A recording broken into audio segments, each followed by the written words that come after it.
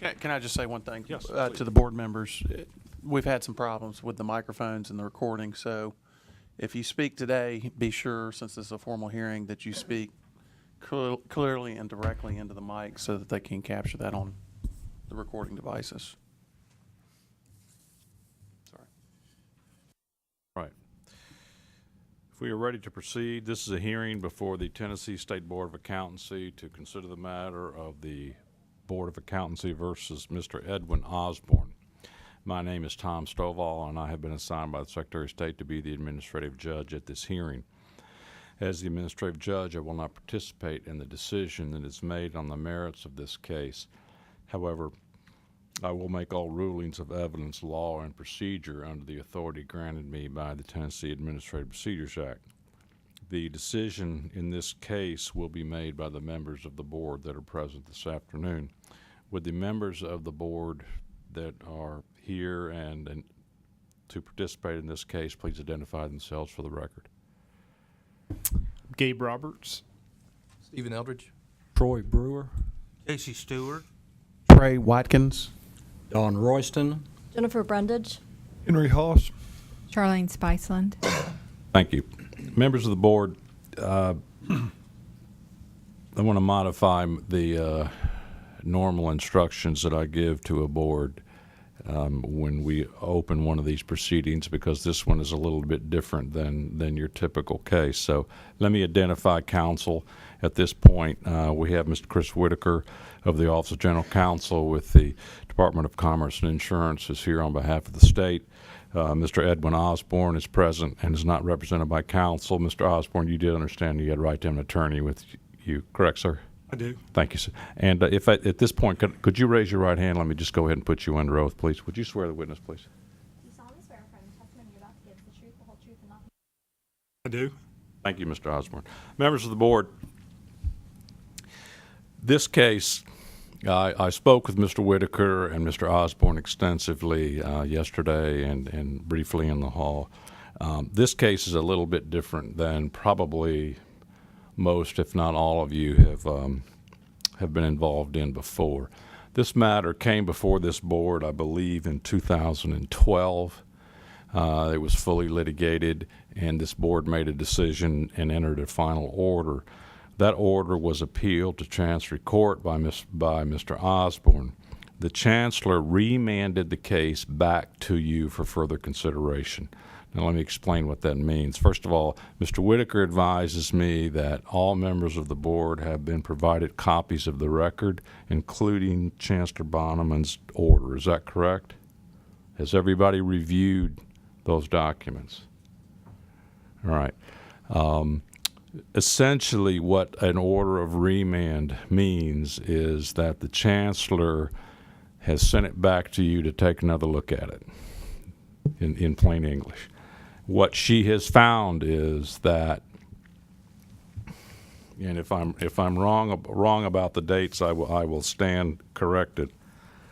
But the issue in this case, of course, was whether or not Mr. Osborne was practicing and Mr. Osborne's firm was practicing for a period of time without a proper license. And upon appeal, it was determined that, in fact, he was properly licensed during the 2007-2008 licensure period. And this board found that he was not licensed during that period, and that was part of the basis of the decision that you all ultimately made. Upon appeal, it was determined that, in fact, he was licensed during that period of time. And so the board remanded it back to you to revisit. The Chancellor found that the other aspects of your order had been established, but she sent it back to you to revisit the discipline in light of the fact that at least part of the part of the violations that you found were not valid, were not accurate. The confusing part of her order, quite frankly, is she says in her order, and I'm reading it now, and I'm going to let Mr. Whitaker and Mr. Osborne address this. I'm reading from page 22 of the transcript of the Chancellor's decision. She says, and I quote, "And the court does not see that a new contested case hearing is necessary unless the board thinks it's necessary." So she has left the door open, and it's up to you to decide how you want to proceed. Mr. Whitaker and Mr. Osborne are going to address the board. And not to steal their thunder, but I believe Mr. Osborne is going to argue to you that you have everything in the record that you need to make a decision, and you should merely revisit your discipline based upon the facts that have been established as proven. Your Honor, I think it's the other way around. That would be I'm the sorry, that was state's Mr. Whitaker's decision argument. Mr. Osborne, on the other hand, is going to request that you reopen the proof and allow him to put in some additional information on a limited point, and I will allow both of them to address that. But it is up to this board to decide whether or not it wants to reopen the record to take on additional proof, or whether or not you deem you've have enough evidence in the record to make your decision and to revisit the discipline that you imposed. And of course, this board has complete discretion to impose whatever discipline it deems appropriate based upon the facts that have been established. Now, before we hear from Mr. Whitaker and Mr. Osborne, does any member of the board have any questions for me as to exactly what it is you are tasked with doing this afternoon? No? All right.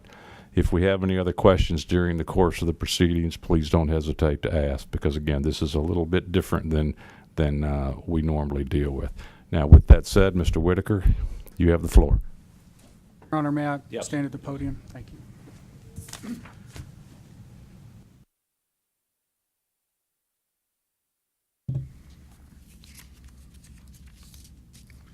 Good afternoon, ladies and gentlemen of the board. My name is Chris Whitaker, and I'm the Assistant General Counsel representing the state of Tennessee in the matter of Edwin Osborne and Mr. Osborne's CPA firm, Edwin P. Osborne CPA.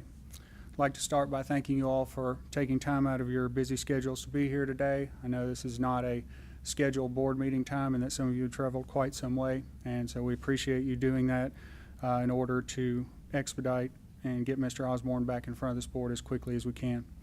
I'll try to keep my presentation as brief as possible, and Judge Stovall has already touched on some of it, but the purpose of my presentation is just to give you a brief roadmap of the case, how it originated, how we got back here, and then the state's position as to how it believes the board should proceed at today's hearing. As Judge Stovall pointed out, the original formal hearing in this matter was held last July in 2012, and there were essentially 4 allegations against Mr. Osborne at that time. The first allegation, and the one that is the subject of the appeal and it has led to us being back here today, was whether and when Mr. Osborne timely renewed his Tennessee CPA license for the 07-08 renewal period, and the timely renewal or lack thereof of his Tennessee CPA firm permit for the 2007 renewal period. In addition to that, there were 2 counts alleged of unlicensed practice, providing attest services by way of 2 audits, which were performed even outside of the period after which the state conceded Mr. Osborne was and should have been considered licensed.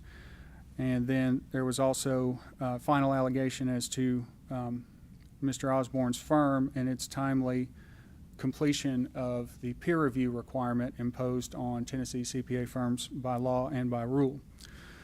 At the conclusion of Mr. Osborne's formal hearing last summer, the board found that Mr. Osborne and his firm were guilty of all 4 of those violations and imposed a $4,000 civil penalty and elected to revoke Mr. Osborne's Tennessee CPA license and his firm permit. As Judge Stovall pointed out, Mr. Osborne timely appealed the board's decision to Chancery Court, and his appeal was heard by Chancellor Claudia Bonnyman. On appeal, for reasons that I'll explain in more detail shortly, the chancellor dismissed one of the alleged violations against Mr. Osborne, upheld the other three, and sent this case back to you on remand for further consideration. As to the first allegation, under the rules as they existed at the time, Mr. Osborne's Tennessee CPA license was set to expire December 31st of '06, as was his CPA firm permit. And under the rules at that time, licensees, be they CPA or firm, had essentially a 30-day grace period for the month of January, or maybe it's 31 days, during which licenses could be renewed after the expiration date with no late fee or other kind of penalty. Under that set of rules in existence at the time, if a licensee renewed late after expiration between February 1st and March 31st of the year following expiration, one $50 late fee would be assessed. Again, under those same rules, if a licensee failed to renew by March 31st of the year following license expiration, an additional $50 late fee could be assessed. Those rules have subsequently been changed, and now it's just one $100 fee. But that was not the case at the time of the original formal hearing. As the proof showed at the original formal hearing, Mr. Osborne appeared to have completed his license and firm permit renewal applications in late March of 2007 and sent those to the board for renewal. It appears that those renewal application documents, because there was money contained along with the applications, were first forwarded to the Department of Revenue, and their date stamp reflects that they received Mr. Osborne's documentation on April 2nd, 2007, and then the application materials were subsequently forwarded to the Accountancy Board, which, according to their date stamp, received the documents April 10th of 2007. Given the applicable law and rules that were just mentioned, the board and its staff at the time believed that Mr. Osborne's renewal was untimely to avoid the second $50 late fee. And as such, an additional $50 late fee for a total of $100 in late fees was assessed against Mr. Osborne at that time.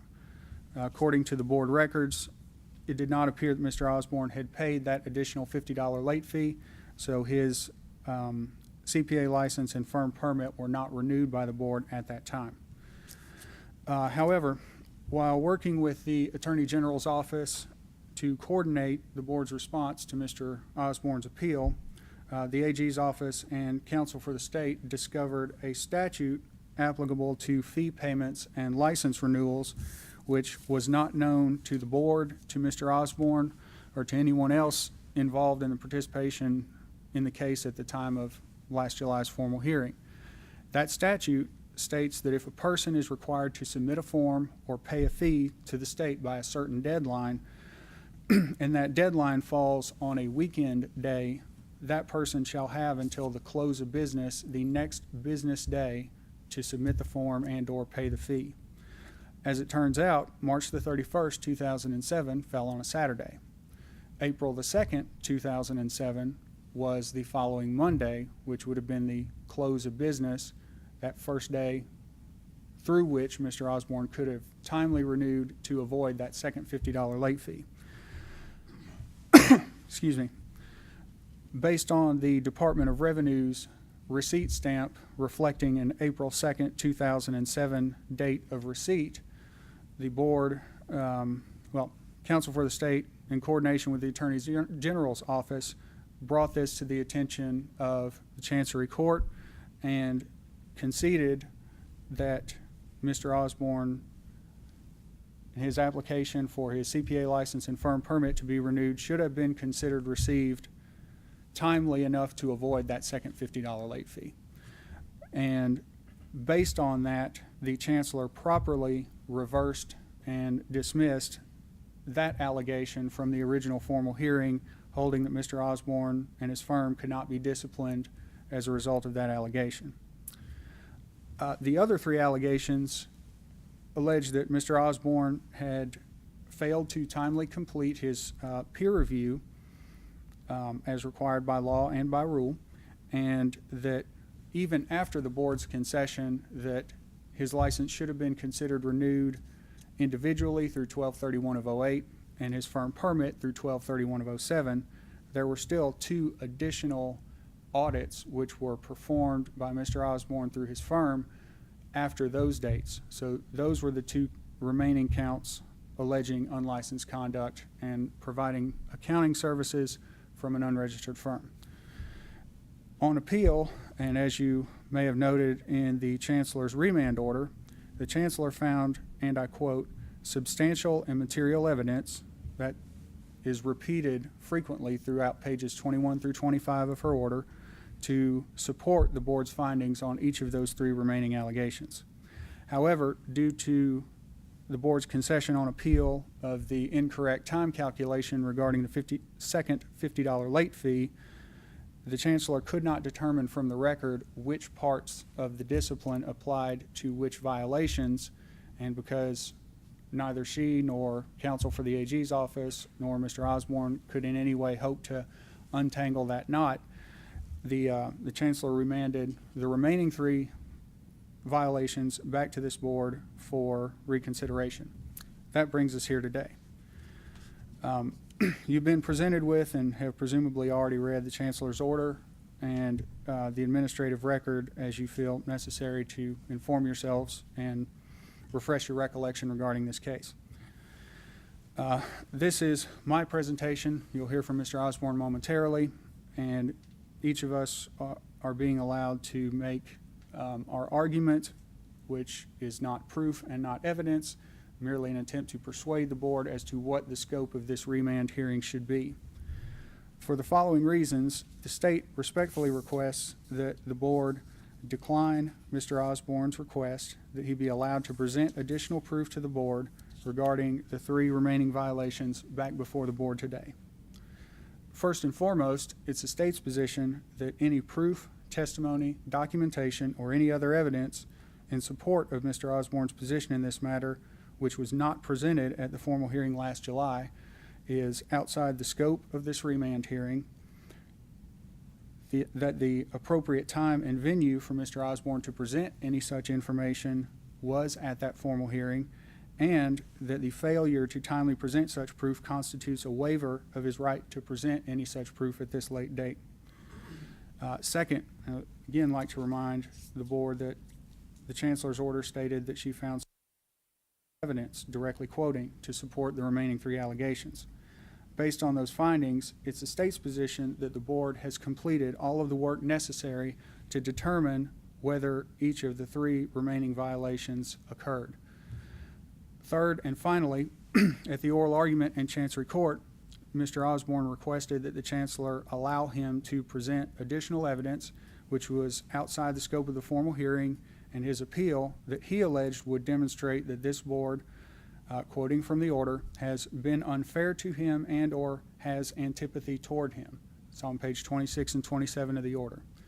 At the conclusion of Mr. Osborne's portion of the oral argument, the Chancellor analyzed his request under the Tennessee Uniform Administrative Procedures Act, and she declined to allow Mr. Osborne to prevent any such proof, stating, again quoting from page 27, that he has not summarized proof that he could provide such that it meets the UAPA standard for when the court will take additional evidence. Now, although the Chancellor's decision is not necessarily binding on this board and does not necessarily require this board to follow her lead in not allowing Mr. Osborne to present additional proof, the state does find the Chancellor's reasoning instructive and respectfully requests that the board also decline to allow the presentation of any additional proof outside the scope of the original formal hearing, this remand hearing today. For the foregoing reasons, the state respectfully requests that the board limit the scope of this hearing to the board's reconsideration of what, if any, discipline is to be imposed and assessed against Mr. Osborne and/or his firm as to the 3 remaining violations.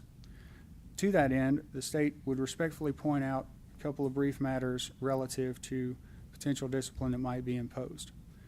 First and foremost, the original formal hearing and notice of hearing and charges contained 4 alleged violations against Mr. Osborne. Now, back on appeal, there are only 3. It's the board's duty and responsibility to determine whether to keep its original discipline in place, to modify it, either increasing or decreasing as it feels appropriate, and to do so in accordance with its law and rules. And in the interest of fairness, the state respectfully suggests to the board that the 3 remaining violations constitute 3 separate, distinct, individual actions for which discipline may be lawfully imposed. However, it does not appear that any of these 3 remaining violations were conduct that could be construed as ongoing in nature, which by rule might have allowed the board to assess a potentially higher civil penalty of up to $1,000 per violation per day that the violation was ongoing. On that basis, the state respectfully suggests that in the event the board elects to impose a civil penalty, the maximum that could be imposed by rule would be $3,000, meaning up to but no more than $1,000 for each of the 3 remaining violations. Additionally, the other matter the board must reconsider is whether the board's prior decision to revoke Mr. Osborne's license and firm permit should stand or should be modified or done away with entirely. Again, in the interest of fairness and given the board's admittedly erroneous calculation of the license renewal dates as previously mentioned, the board may wish to provide Mr. Osborne and/or his firm a path to the reinstatement of his license and/or firm permit. In the event that the board does elect to do so, the state respectfully suggests that because of its erroneous time calculation, the board, although it is arguably allowed by rule to assess late fees, that it not do so.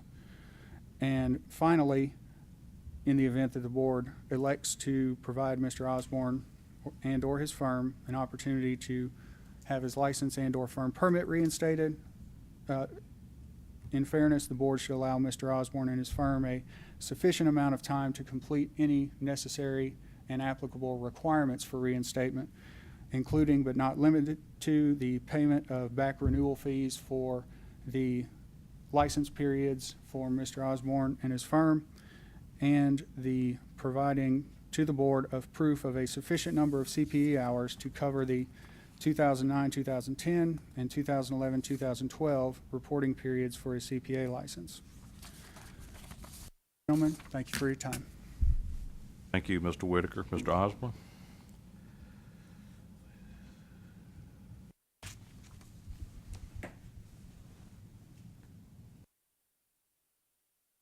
Ladies and gentlemen, I echo council's sentiment, thanking you for being here and also for conducting this hearing before the end of the year for a number of reasons. I appreciate your time and I appreciate your kind attention to the things that I'm about to say.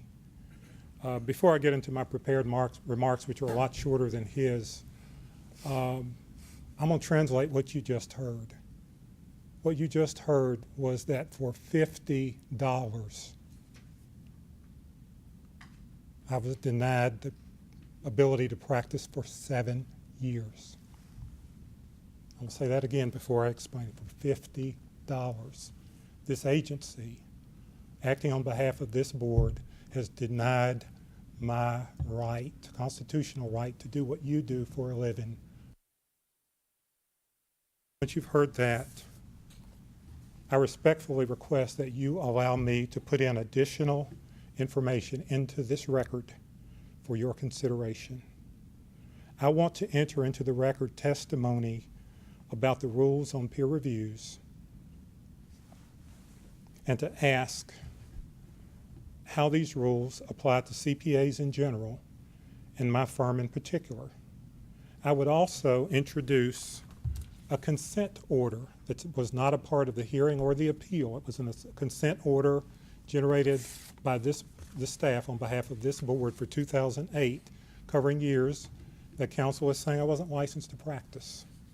It's not been previously introduced. If you vote yes, then the first thing I'm going to ask to do is introduce this consent order for the Tennessee State Board of Accountancy. The case number is here, which the agency has elected to omit and ignore, acting on your behalf. And it is germane to these proceedings. I assure you I have no intent to prolong this matter, and my intent is to establish as fact, directly from the accounting standards, what you will later this afternoon be asked to determine in a finding of fact. Now, the error in not including this and a couple of other pieces of evidence that I want to put into the record, that error is mine. I'm not a lawyer. In the previous hearing, which was in July of 2012, I assumed that this matter was so cut and dry. I had my canceled check. I presented it as evidence, I think as Exhibit 2 that day. And a group of CPAs, led by a lawyer and the staff, said that that was not valid. The Attorney General, it was cashed, the check was good, it was timely received, etc. The Attorney General and the judge said quickly, hey, that's good. But acting on behalf of this body, your counsel and your staff said that it was not. I didn't understand it. Here's my mistake. I thought it was so cut and dry that we would be here 5 minutes and out, that you all would basically do what now the Judge Bonneman has done in your stead. I assumed that matter was so cut and dry that we wouldn't get into the technicalities of SAS 5 or peer review detail. I presumed each of you, by virtue of your being on the board, was very familiar with auditing, including SAS 5, AU 201, AIC peer review requirements, and the like. So familiar, in fact, I assumed that it did not occur to me to spell all that out. I also had forgotten that by statute, not every member of the board is a CPA in private practice or has an auditing background. That is the reason why I believe you must have the rules in front of you before you find fact using those rules as a basis. And before you pass judgment on whether or not I complied by the rules, I think it's helpful, and the decision that you'll make here momentarily is whether or not you want the rules in front of you as you decide whether or not I was in compliance. I can demonstrate that I was, as I did with the check. Now, we are all in a situation that's new to us, you and me. When I stood before you on July the 27th of 2012, none of us expected you or me would be here today in this court-ordered remand hearing. I know the court-ordered reconsideration decision you will be making shortly is going to be a difficult one, and I believe you should have fresh, top-of-the-mind information about the rules governing peer reviews. If you are aware of the AICPA standards book, chapter, and verse, before you rule, your decision will be much easier. If you choose not to proceed by arming yourselves with the facts that are in black and white in the professional standards, your decision may be seen as arbitrary. That is, such a choice would not respect the specific literature in our professional standards. An arbitrary decision by this board is specifically reversible under the Administrative Procedures Act and is not recommended. I want to have us all avoid that additional administration, including another trip to Chancery Court and another appearance before Judge Bonneman. This is not just an exercise that you're going through. Please be aware that your decision, your previous decision and this decision, has real world consequences. And there's a lot riding on getting it right this time. The IRS has invoked the Circular 230 cease and desist order on me and my business, shutting it down. One client canceled a contract worth $100,000 a year. That would be Knox County, because this board would not confirm that I was a CPA in 07 or 08 or since. Because of the prior decisions of this agency and the board, I lost my house. That's not your problem, though. It's a consequence of an error that was made by this board right here. Now, I admit, had I known peer review rules and process would be a stumbling block for the hearing, I would have simply entered the rules as an exhibit back in 2012 and asked probative questions that would have established conclusively in your minds the solution found in those rules. The solution I seek already exists. It's found in the standards applicable to our profession. I simply want to show you where it is and have you include that information in your deliberations. During oral arguments, Judge Bonneman admitted she had no specific knowledge of accounting standards, including those for peer reviews. So she did not overturn that part of your decision, 2012 decision. Rules for appeals, unlike what the counselor said, they didn't allow me to introduce them at that level. And the specific words that the judge used, a little different than what he said. He read, based on information that I could provide. She asked me if I had those specific rules with me at the time before she made her ruling as to whether she was going to allow additional proof. I did not have them with me at that time. I have them today. But Judge Bonneman, Chancellor Bonneman, said that if I had had them with me, she would consider it. I did not have them with me. That's exactly what she said and the context in which counsel was speaking. Now, during those arguments, she made that observation. Now, she remanded it back to you today rather than reverse your decision in its entirety. It was my fault. I didn't have all the proof that I needed to cause that to happen. I do today. Here is your chance to get it right. The agency's failure to forthrightly deal with me in this matter is a major contributing factor to both the annual and biennial renewal requirements and completion of the peer review requirement. By both my and Director Crocker's testimony back in July of 2012, I made efforts to resolve the matter without success. I made 5 500-mile round trips to the agency, the State Board of Accountancy office here, 5 trips. Director Crocker testified that he remembered 3 of them. He was a part of 3. He was actually a part of 4. But I testified there were 5, so we can acknowledge there were at least 3 500-mile trips that I made to attempt to resolve this $50 issue. And the staff didn't do it, and they convinced you that there was still a problem. Director Crocker has testified he remembered the 3 of those meetings, and even so, Judge Joyce Grimes Safley, this is important for the board members, has ruled that at least one of those meetings, an informal hearing, was unconstitutional. Ben Alexander was there, and Judge Safley said that was an unconstitutional meeting, and I hope you've changed your process because of that. Your decisions in the remaining matters, the remaining 3 matters, are a function of right and fair application of the rules, including the Accountancy Act of 1988 that charters this very body. If I were a member of this board, it would concern me greatly that we are just now discussing a matter of a CPA whose license was unfairly and unjustly taken on January the 1st, 2007, and not yet returned.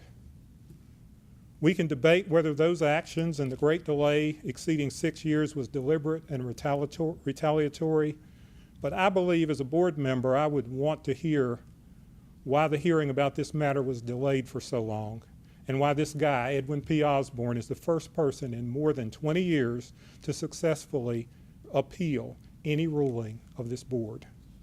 Ladies and gentlemen, you've been charged with finding a fact. The legal term of art means just what it says. I believe you owe it to yourselves and that any standard of fairness would dictate that you have the facts as you make a decision about the facts. That is why I believe you must be alert to the claims of a person who says he can prove that you have misstated the facts as they apply to timely renewal of licenses and peer reviews. That is what I seek. I respectfully urge you to allow me to put into the record testimony regarding the peer review program, including my participation in such a program, the annual and biennial license application process vis-a-vis the rules, and any other proof that will inform your finding of fact in this limited matter.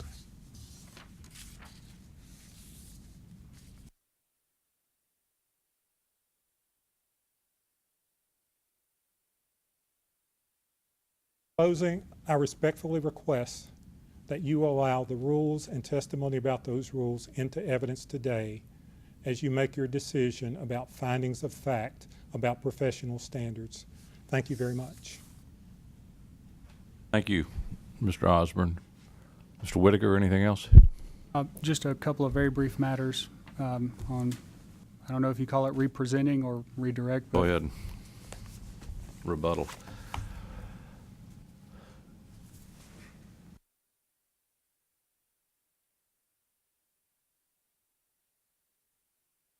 Ladies and gentlemen, I've already taken up enough of your time, and I promise not to take any more than I have to. And just three brief matters that that I believe require addressing on rebuttal on behalf of the state. First and foremost, it's the state's position, and I believe it's borne out by the way the law and rules are written, that Mr. Osborne, probably through no fault of his own, not being an attorney, and even attorneys who don't practice administrative and regulatory law every day might have a hard time making the distinction here, but every CPA license issued, every CPA firm permit issued to all of you, to the firms for which you work, the firms that you manage, expire by operation of law and rule.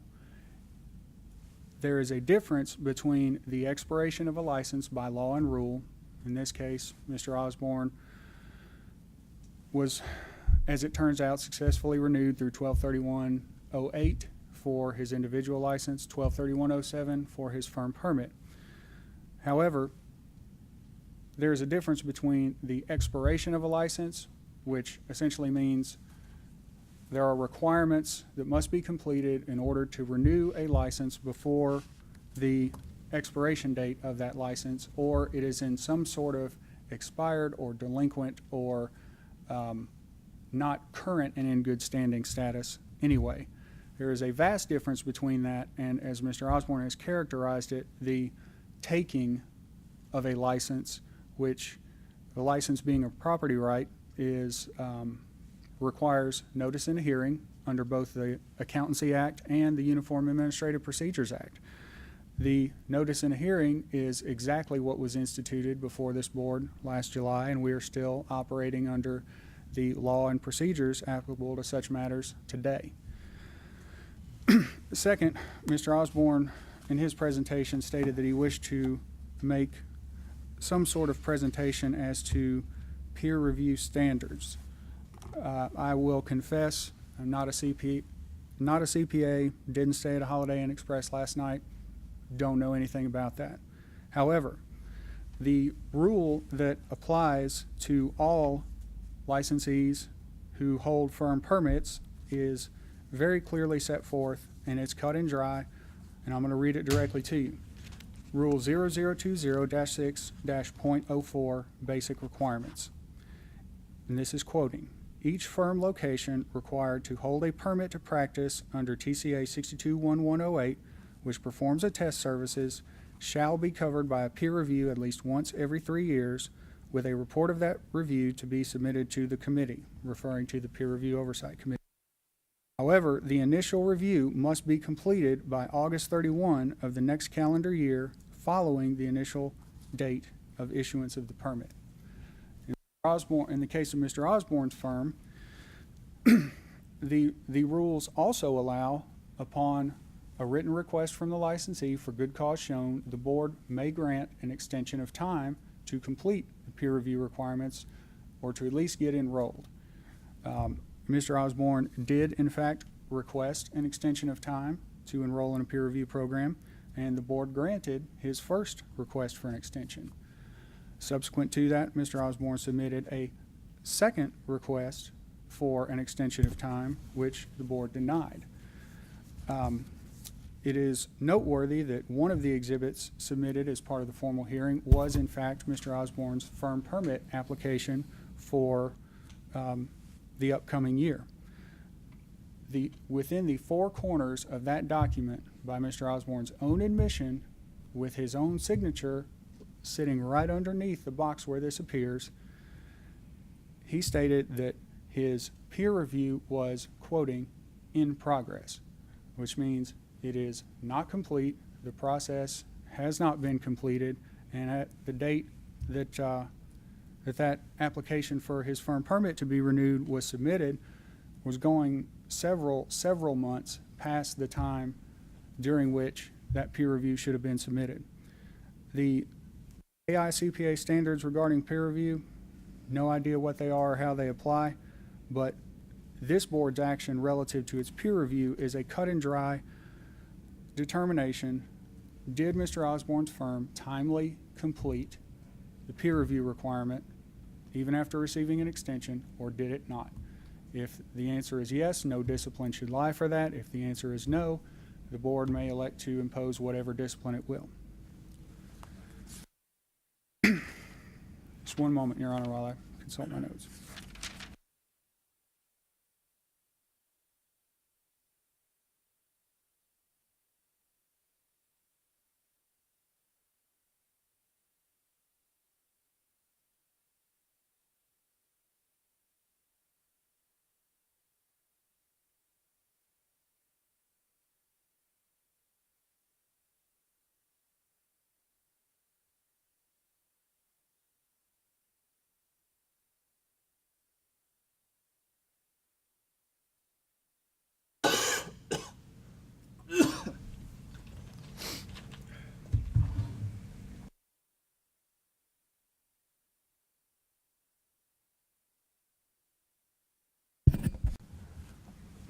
Thank you, Your Honor. I just had one more minor point, and then I will sit back down.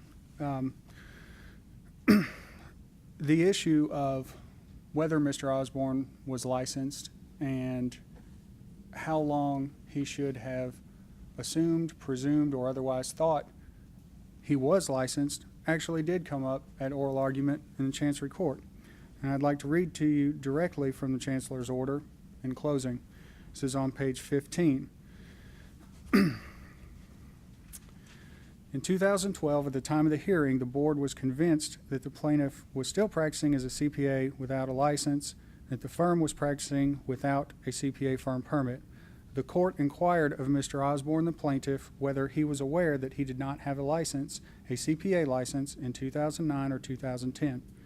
The plaintiff replied in his statement before the board that he thought he was licensed during those years.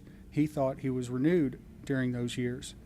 As for the hearing in Chancery, the petitioner did not answer the court's question directly, but stated that the board owes him 2 years of licensure, given the board's failure to recognize his 2007 and 2008 status at that time, his renewal status at that time.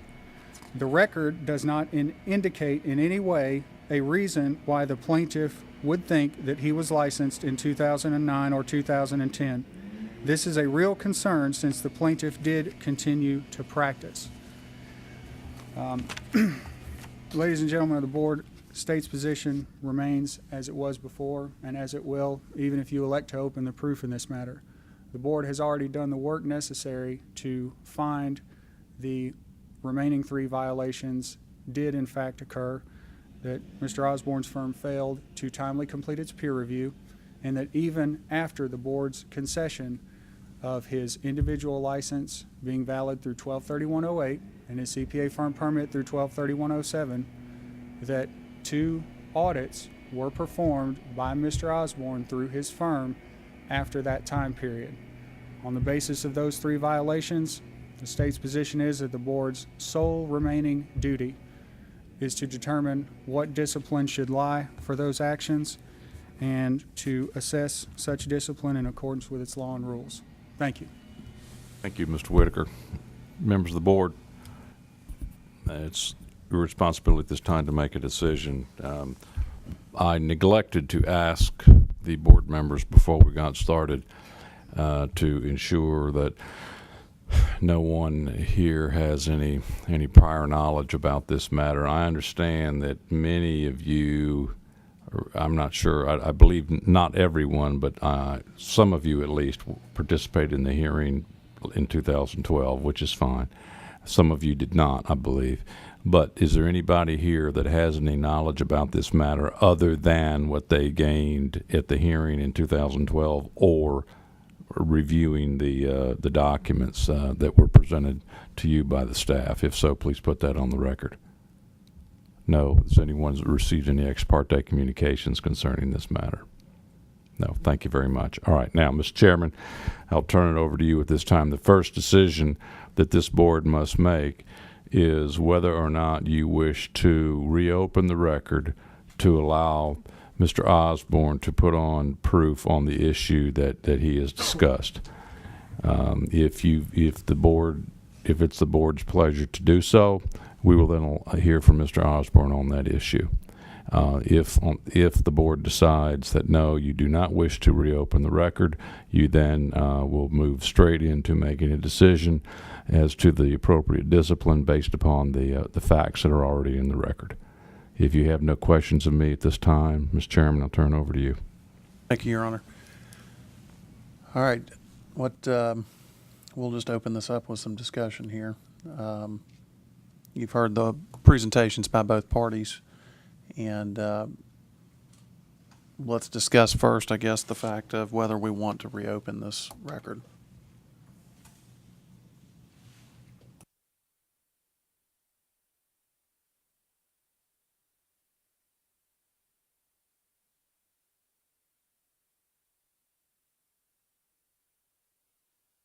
I would say I'm personally inclined not to reopen the record on the findings of fact for the remaining three arguments that are three violations as we had found in the original case. I don't think that's going to be a worthwhile exercise. I think what we need to be considering is what is the path moving forward. What can we do to take this down the road as into how do we get Mr. Osborne back into the profession? With the explanation and the knowledge, Mr. Osborne, that we have a set of rules that we abide by. It sounds to me like the Attorney General was the one that brought up the issue here that was overturned. So I don't feel like there's any conspiracy here from that standpoint. The party prosecuting the case was the one that brought it to your attention. Look, I'm trying to help you here, so I would just leave it at that. But those are my thoughts. I would appreciate any commentary we can get from the remaining board members. So I'll leave the floor open for other discussion.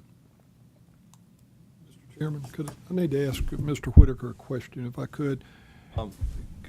I'd like to, could I ask what the question is? I'd like to limit this to discussion of the board, or you can direct it to me unless you, well, what information would you like to gather, sir? Your Honor, there's just some confusion. I was not a party to the hearing last summer, or the issue last summer, and so I came on the board right after that. And in the judge's opinion, he refers to 2006 and 2007. I'm just a little confused. We're talking about 2007, 2008. Or are we talking about 2006, 2007? I'll tell you what, why don't we do it this way? Let's see if one of your other board members can clarify that first, because I was extremely confused myself. And if not, then we'll hear from Mr. Whitaker and Mr. Osborne on that issue. Can any member of the board clarify that for Mr. Haas? My understanding is that the 2006 and 2007 issues, anything that related to that because he was practicing without a license, were overturned. What we still have before us is adding information on whether we understand what having a peer review is, and the fact that he actually operated without a license in 7 and 8, or from 9 and 10 after that. Yes, Mr. Royston. I think I finally got it straight in that the 2007 originally, one of the counts that has been dismissed by the chancellor, found Mr. Osborne to be in violation of the law for practicing without a license in 2007 and 8. But as it turns out, he was properly licensed, and his license expired. His personal license, his personal license expired on December 31, 2008, and his firm permit expired December 31 of 2007. Okay, and he had been charged originally and found in violation by this board for for doing audits in 2007, which in fact he was properly licensed during that period of time. We now know. Does that clarify it, Mr. Haas? I'm not real certain. Mr. Osborne, Mr. Whitaker, can you, and then I'll let Mr. Osborne respond to. Could you clarify? Because again, I may be misstating the dates here. Go ahead, Mr. Whitaker. Sure. Thank you, Your Honor. I think just a brief overall explanation of the license regime and how it works. For those of you for whom this is elementary, I'm sorry, but the way it works is for CPA licenses, they are renewed biennially, 2-year renewal periods. Firm permits are renewed annually every year. Odd-numbered licensees, which that means licensees whose license ends in an odd number, are renewed in odd-numbered years. So they would be renewed 12/31, 05, 07, 09 in this decade. Mr. Osborne's license ends in an even number, so his renewal periods would be ending in 2, 4, 6, 8, and 10. The original allegation was that he was in violation for failure to timely renew his CPA license and firm permit as required by 12/31 of 06 for both his license and firm permit. It just so happened that the renewal date for the license and firm permit were in that year the same year. So, as it turns out, based on the statute we discovered, it now appears that Mr. Osborne's license was and should have been properly renewed individually for the 2007-2008 renewal period. So his individual license was good through 12/31 of 08. His firm permit, because those are only renewed annually, would have been, instead of having expired 12/31/06 as originally charged, now expired 12/31/07 based on the application of the statute. Does that clarify things a little bit? If he had renewed at 12/31/06, then that would cover the period 07/08. Yes, sir. That's correct. And as it turns out, he did renew. He did renew timely. Right. I understand that. Okay. Go ahead.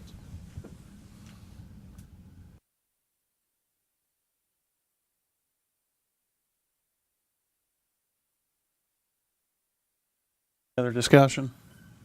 Commentary?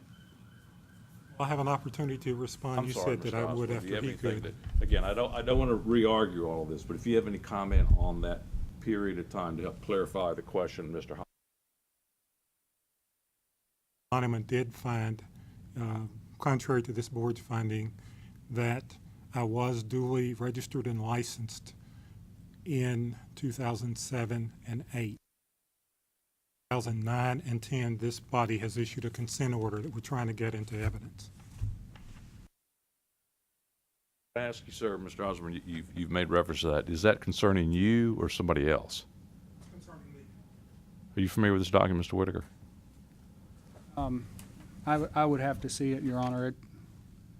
I probably will be once I've had an opportunity to take a look at it. If need be, we could have.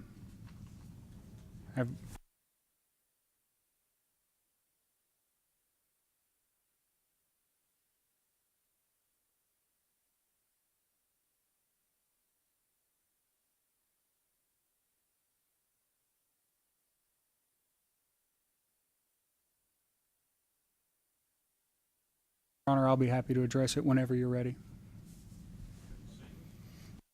I have seen this document, as you might be able to discern from looking at the signature line. I did not draft it. The notice of hearing and charges was based on 3 complaints. This case number, starting with 07, is one of those complaints. As I understand it, the prior board counsel was Mr. Driver, and this consent order was presented to Mr. Osborne along with a cover letter which advised Mr. Osborne that this was the board's attempt to settle this complaint, which is but one of the 3 complaints that made up the notice of hearing and charges allegations, and that he may choose to accept that settlement, but was required to do so within a certain period of time. And Was this adopted by the board? I would assume that all our consent orders are approved by this board. We typically do that as a matter of principle. Your Honor, it's Well, but I mean, both parties have to agree to it. I'm saying first, we agree to and then that it's- before they take it to the party, John, is usually. the way, just briefly on the complaint process. A complaint is initiated, however it's initiated, by the board or from the public, or however that happens. The complaint is, Tell you what we're going to do here. okay. Could I ask the board members to step out, please? I think I need to discuss this with Mr. Whitaker and Mr. Osborne without you all being here. I apologize.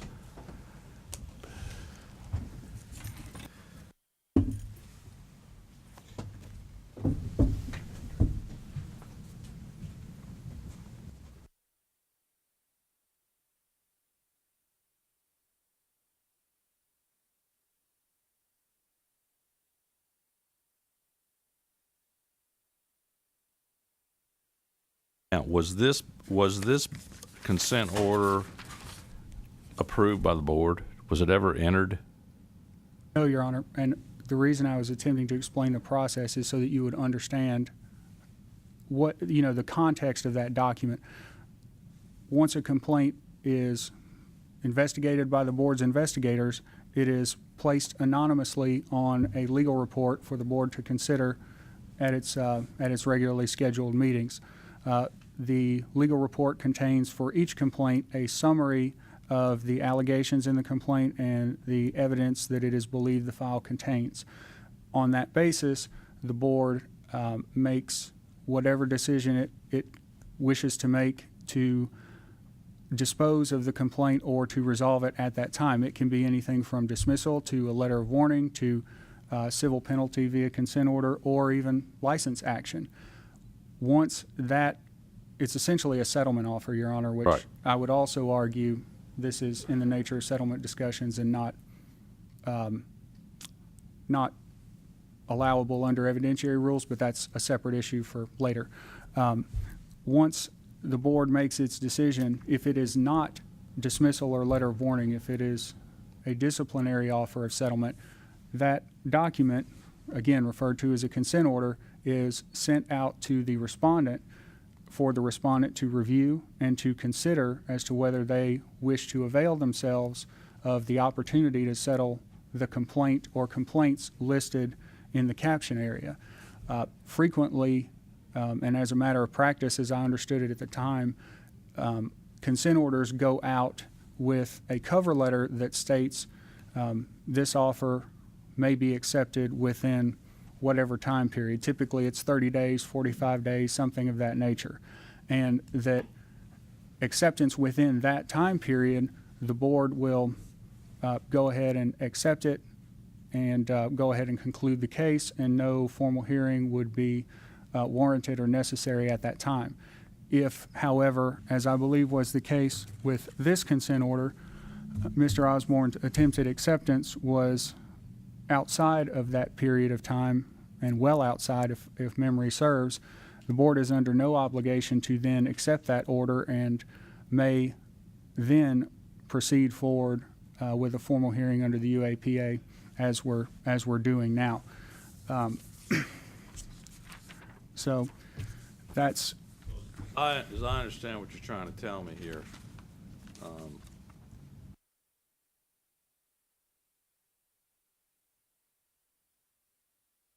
board, at least at that time, the board gets a copy of the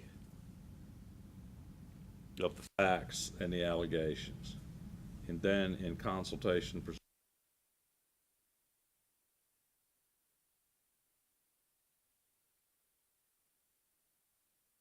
board, a consent order is drafted, which is basically an offer of settlement to the respondent. This Correct.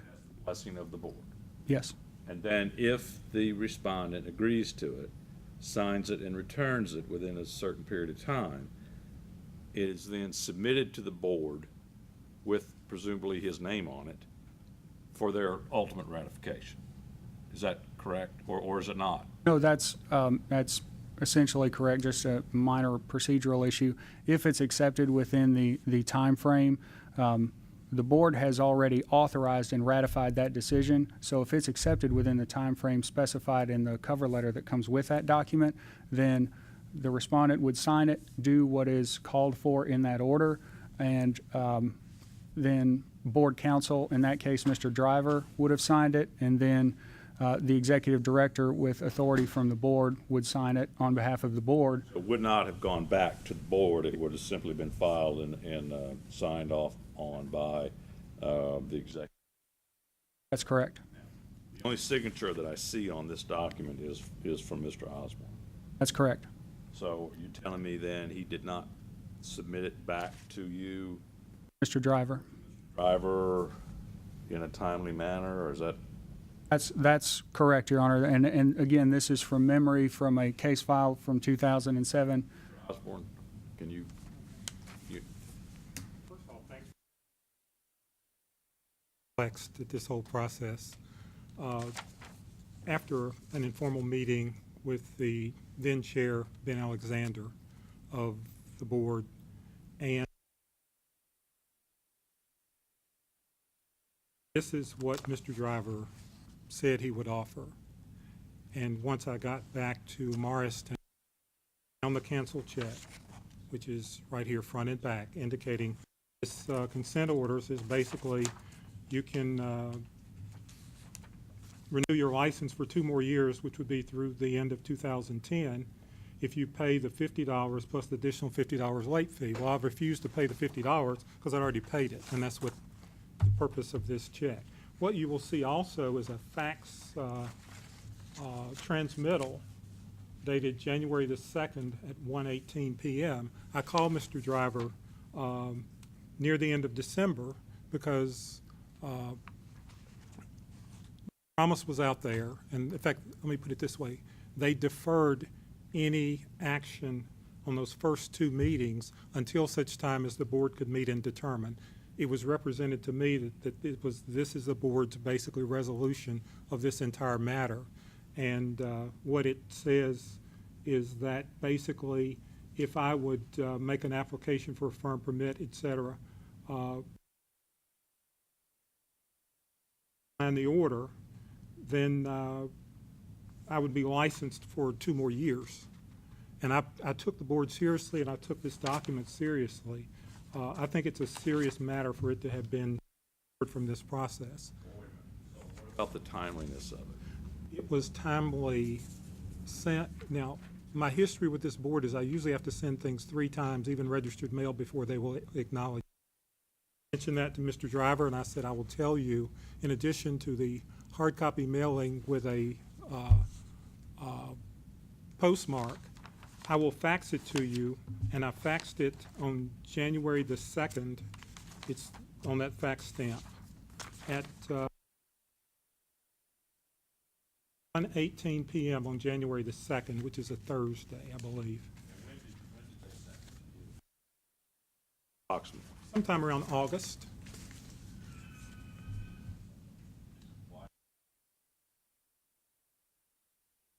They sent me another replacement. They didn't acknowledge receiving even the certified copy that I sent, which is my complaint. Osborne, you have not held a license since 2000. It's my position. I've been duly licensed all along. This board, okay. Well, that's what the judge agreed with. Her reluctance in granting me Let's go off the record here for a minute. Mr. Carter,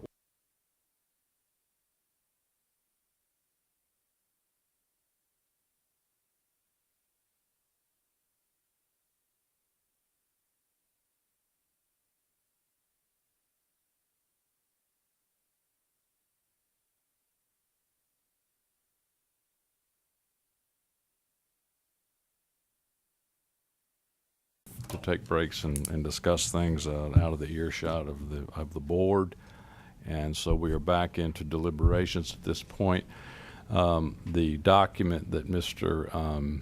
Osborne was referring to will not come into the record. So I'll turn it back over to the Your Honor, board. if I may ask that you make a specific finding on the record as to why that document will not come in? It was, well, as I understand it, the routine of this board is to make settlement offers anytime a complaint is filed, and that's essential, and that's what that was.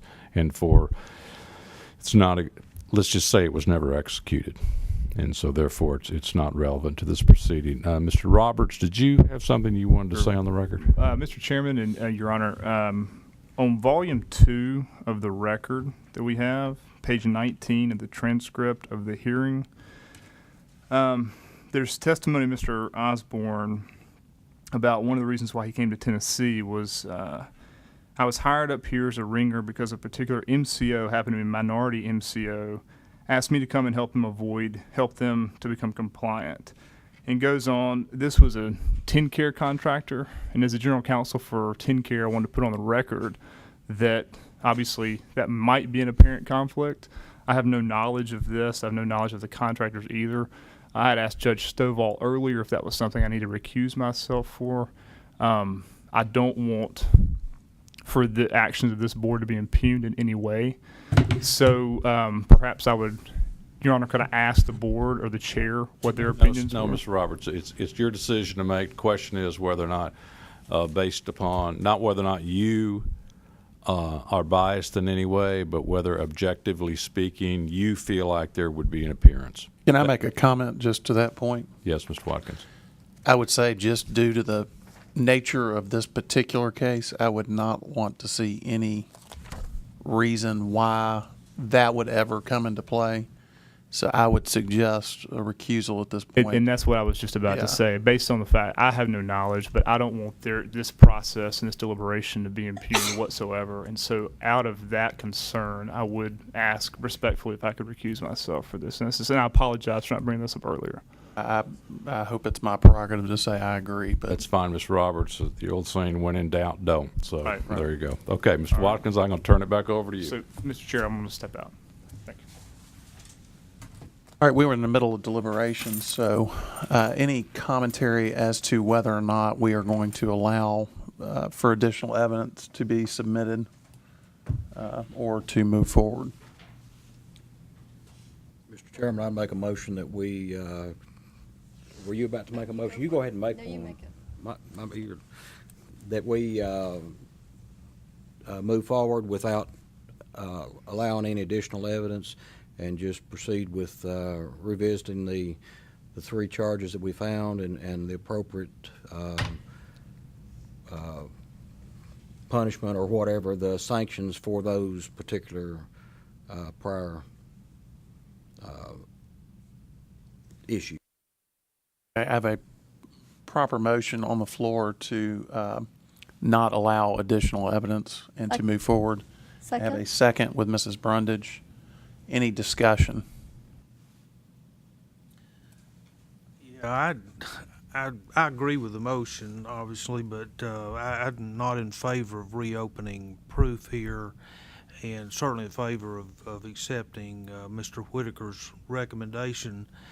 I would just add to that, I mean, I really believe that is the right thing to do after reading the transcripts, and I was present in the previous hearing part of that process, but I would also say I wish there were a way to resolve this to get things back on track where Mr. Osborne, if he wants to be a CPA, continue to be a CPA, that his license could be reinstated. And I think, Mr. Whitaker, you maybe even made some comments about you hope that we could give him time to do that, provided he maybe pays all prior license fees and complete CPE or whatever. But if there's any leniency we can have in that process, I guess I would hope we would do that. And I think we can revisit that in this, the penalties piece. I think as a board member, we have a responsibility to see that if rules aren't followed, that there is some kind of, I guess, punishment or process there to encourage other people to follow the rules. And I believe the rules were definitely broken here, and I don't think we can just ignore that without, some kind of punishment in this case. So, Any further discussion? Hearing no further discussion, would you like a roll call vote on this to get everybody's name? Probably would be a good idea. Okay, I'll start with Mr. Mr. Chairman. Eldridge. The motion is to not accept additional evidence and to move forward to revisit the penalties piece. Say my name. Yes. Stephen Eldridge, aye. Troy Brewer, aye. Casey Stewart, aye. Ray Watkins, aye. Don Royston, aye. Jennifer Brundage, aye. Henry Haas, aye. Charlene Spiceland, aye. Your Honor, we have chosen not to revisit and allow additional evidence into the You will hearing. need to come up with a new final order, and so I believe what you need to do, Mr. Chairman, is to go back to your final order and make modifications of that order, because there are facts found in that case in your order that are no longer appropriate. So I would delete those references and then go straight to your discipline.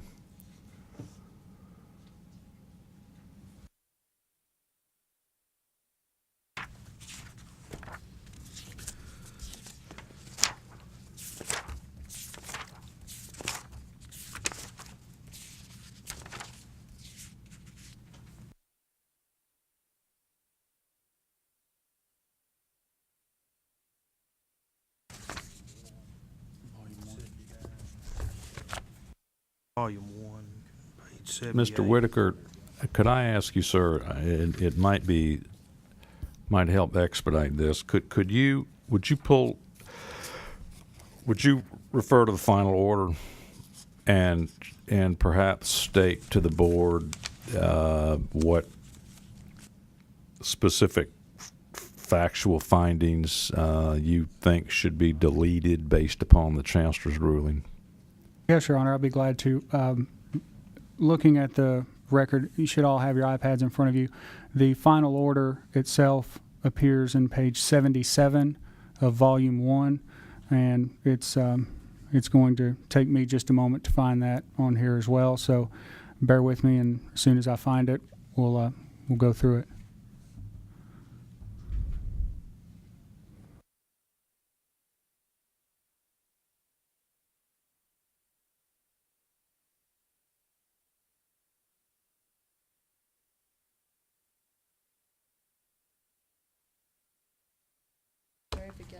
You find it, Mr. Whitaker? I have a hard copy here, if that'll help you.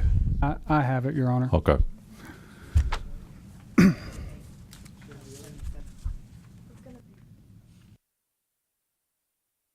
Out of the transcript. Volume 1. I think that's going to be right up here. I'm sorry, Your Honor, it doesn't look like the bait stamp page numbers made it onto the iPads, and that's how. Okay. But, I mean, it is in order, and it is the page I referenced. It just doesn't All right. show that. Yeah. I think it's your first. Go back to the very Have all board members found the final order yet? There's fine. It's in volume 1. Can we find it on your iPad? Okay. There's All right. proposed. Got to do that. Got to use this technology.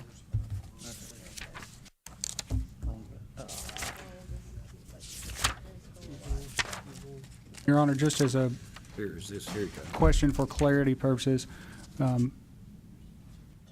is it the court's desire that in addition to deleting any facts which may not be applicable, also a correction in terms of, for example, the dates through which Mr. Osborne was properly licensed based on the Chancellor's order?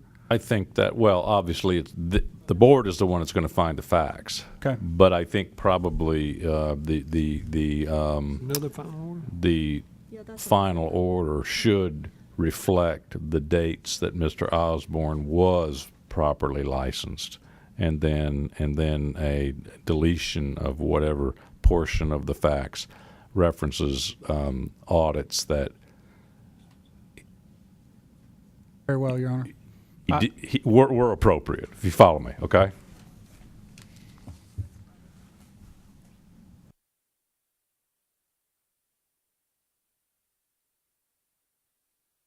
Are all the board members, we all clear yet?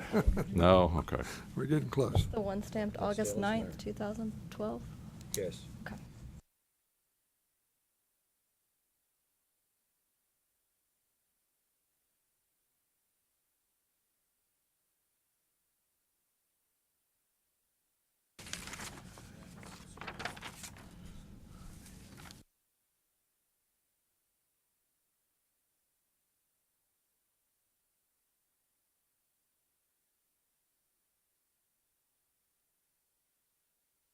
We're looking at 6, 7, and 8, aren't we?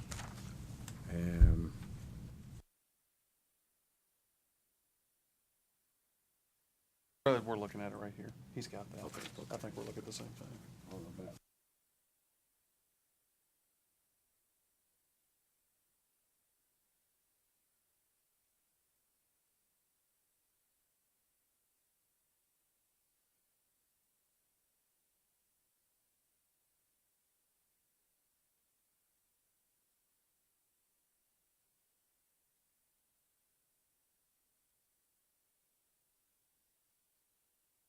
The way I see it. But you look at that, if that's what you agree.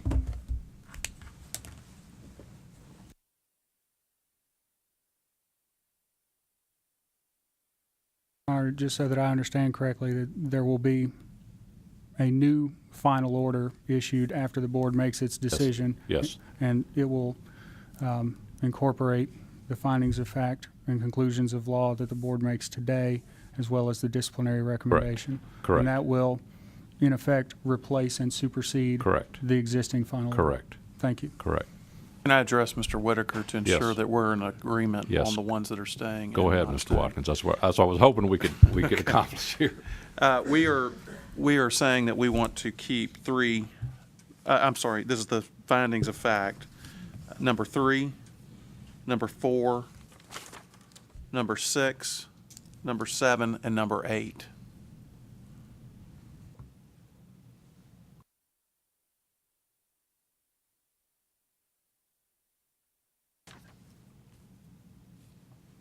Said 3, 4, 6, and 8. 3, 4, 6, 7, 8. 6.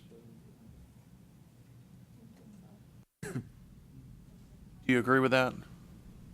Mr. Chairman, it would appear that the items number 1 and 2 accurately state Mr. Osborne's Tennessee CPA license number and firm permit number respectively. It would just appear based on the Chancellor's order that the dates need to be changed to December 31 of '08 for his CPA license and December 31 of '07 for his firm permit.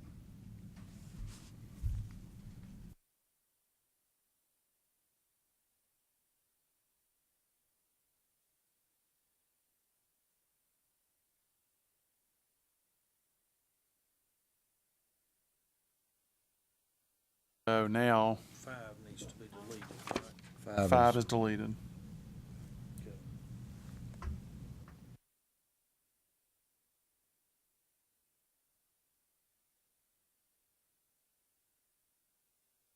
Okay, Your Honor, do I just, That's just what is this the I'd policy statement? Is this what I'm doing? No, right now we're trying to get straight on the facts. Okay, so So could you just go through the facts, Okay, or at I'm least? sorry. Okay, respondent, or do I just read all of these, even the ones that? If you're not, Mr. Chairman, I think that if you are going to keep a paragraph the same, then I think you could say, for example, that you adopt paragraph finding fact number 1. Okay, number finding of 2, fact et cetera. 1, we are only amending to say 08. Number 2, we're amending to say 07. 3, we are keeping. 4, we are keeping. 5, we're removing. 6, we are keeping. 7, we are keeping. And 8, we are keeping.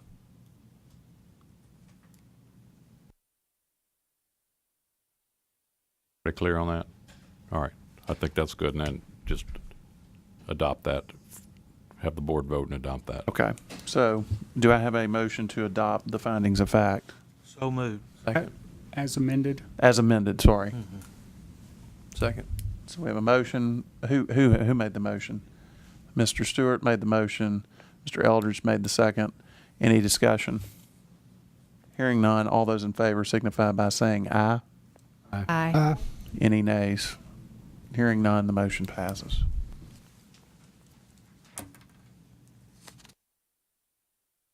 Mr. Chairman,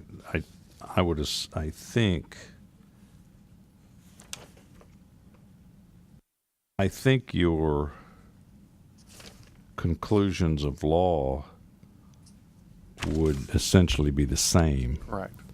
And so you could just go ahead and re-adopt that, and then the real nut of the issue is the judgment and whatever penalty you deem appropriate, because I don't think that your conclusions have changed any. Read all of this? No. If you're not making any changes, I would say no changes and just adopt as is. if the board's in agreement, yes. Yeah. Okay. I'll move that we adopt the conclusions of law as stated in the final order. I have a motion. Do I have a second? Mr. Eldridge seconded. Do I have any discussion? Hearing none, all those in favor signify by saying aye. Aye. All those opposed? Hearing no opposed, motion passes. Okay. So we're moving into the review of the penalty phase? Correct. Okay. So the original penalty in this matter was $4,000 against the respondents for revocation of the license. I think, if I remember from the discussion we just had, that the $4,000 may be in excess of what we can pose, considering one of the findings has been thrown out. I think, if I remember correctly, that of the 3 that were remaining, a maximum of $1,000 per occurrence could be considered. Is that correct, Mr. Whitaker, or Your Honor? Well, it's it's at the complete discretion of the board. If it's considered to be a one-time violation, it's $1,000. If it's considered to be an ongoing, Right. Okay. obviously from the board's review from a year ago, you viewed these as a one-time violation 4 times. So now you only have 3 violations. Correct. Or if you could speak into the microphone when you're talking. I'm because sorry. We're trying to capture it back there I'm as well. sorry. Do I need to repeat that, or did everybody hear me? Okay. It's completely within the board's discretion to issue whatever civil penalty they wish. The $1,000 is a maximum for the violation.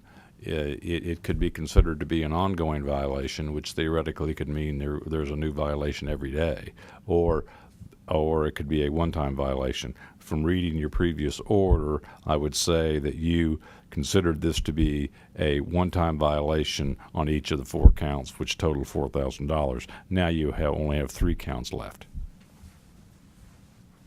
I agree with Mr. Stewart's assessment earlier that when people violate rules of this board, that there should be a punishment. Having said that, I would like to figure out a way, if possible, to figure out what the path is for a reinstatement. I don't know how to address this peer review issue because the audits were performed so long ago, and presumably no new audits have been performed. So I'll take any advisement in that process from this board as to how we should deal with that. But I don't know if everybody feels the same way I do either. I'm not trying to impose my will, but making merely a suggestion. We definitely have to revise the penalties. the monetary penalties. I think we also should consider that he was assessed a late fee that he should not have paid, or there were some payments that Mr. Osborne was required that maybe should not have been required. Is that my understanding? Were those penalties ever paid? I'm not sure. I think that would require questions about reopening the proof, so I'll let Your Honor answer that. But I guess if we're talking about revoking a penalty, it's kind of. I guess you Is could it in do the record? And I'll let Mr. Osborne address that too. I think that was part of our conversation out in the hall. Is it in the record, Mr. Whitaker? Your Honor, there was extensive testimony offered at the formal hearing by Mr. Crocker as the custodian of records for the board, as executive director, as to what fees were paid and what fees were not paid. And it did not appear at that time, based on a review of the records, that Mr. Osborne paid any excess fees, certainly not in the amount of hundreds or thousands of dollars as discussed prior. If, for example, the additional extra should not have been assessed $50 late fee were paid, then there might be some credit or consideration given for that. But honestly, not having looked at it any more recently than I have. Mr. Osborne, you have any comment on that? That was one of the matters that I intended to address had the board decided to open this, exactly what fees were paid. I'd be happy to reopen this matter if you'd like to do that. I would not like to do that. Let's just say there is a disagreement Right. as to what fees were paid, what attempts were made to pay them. It's the parties don't agree on that. The parties don't agree about anything in this case, and this is one of them. Okay. All right, so I know what you're saying is, since those were not deemed violations, then it would only make sense to remove the penalty piece that was assessed. Maybe a My only question was, consideration were any of those penalties actually paid? Right. And I So- was just thinking of a consideration in our fee that if we assign a fee, what that amount is. Other discussion? I guess I'm wondering if the reinstatement is not a separate issue beyond this hearing. I mean, it's Mr. Osborne has got to decide whether he wants to apply for reinstatement and furnish information on continuing education credits and so forth. It would seem like in that separate decision is where we could deal with waiver of penalties or leniency in terms of the reapplication process. But Sure, you all are obviously much more familiar with your rules and statutes than I am, but this board can put whatever conditions or time limits it wants on whatever sanction. I mean, you just throwing it out. You could say his license is revoked but can be reinstated upon doing X, Y, and Z. You can say his license is suspended until he does X, Y, and Z. You can say it's revoked for 5 years. I mean, you all have total discretion as to whatever sanction you wish to impose. Put him on probation, whatever you want to do. So let's just get into that. What are the recommendations of this body? Do we want to, I mean, obviously, I feel like CPE needs to be current, and proof of that must be offered to the board. I would say ethics would be a good start, but I have a feeling he's gotten a pretty good education in ethics over the past couple of years, learning the rules.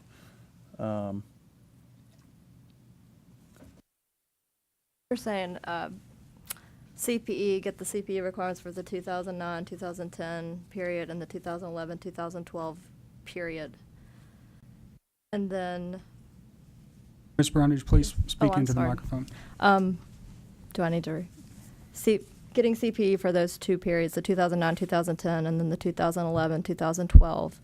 And then am I hearing the discussion correctly of letting him, setting some sort of time period on letting him, if he wishes to reinstate his license, coming up with what we think would be a fair time, not assessing or not, I guess, waiving, not requiring him to pay any late fees or penalty. I may be using the wrong terminology, but any Right. penalties or late fees, but just giving him a time period in which to get the CPE, apply to get his license reinstatement. I don't know what else. Those are the things I'm just summarizing. What Well, I've and we need to heard. address the original $4,000 penalty, Right. And which I- we know can't go above 3. And I throw Yes. this out there, and I'm just going to think out loud if y'all don't mind. I mean, I have some sympathies for, just what's kind of going on. But I do think that there, as was determined back in July, that there are violations.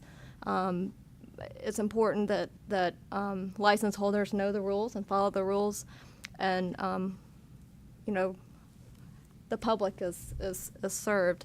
So I'm in my mind weighing of whether to stick with the 1,000 for the 3,000, or whether to bump that down a little bit for whether there have been some fees paid somewhere else, kind of that murkiness, and maybe looking at 2,000. Chairman, I was looking at, in the discussion and made some notes here at making him, number one, after the CPE is caught up, whatever that is for the 5-year period, because 2013 is part of that year now that we're in. He acted in July of 12. I would throw out the idea of making him available for reinstatement in July of 14, which would be a 2-year